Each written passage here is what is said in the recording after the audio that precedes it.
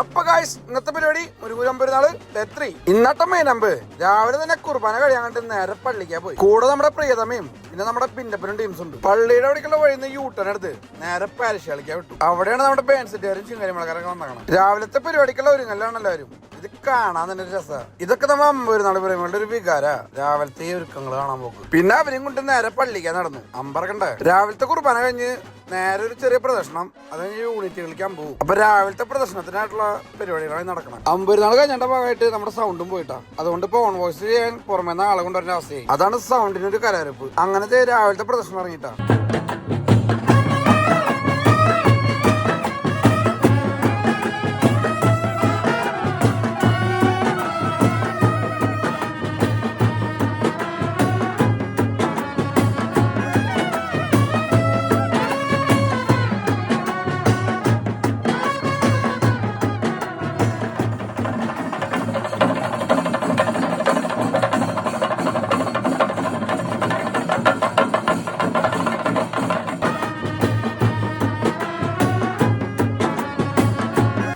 അങ്ങനെ പുണ്യാളുടെ രൂപം പന്തലിലേക്ക് കൊണ്ടുവച്ചു.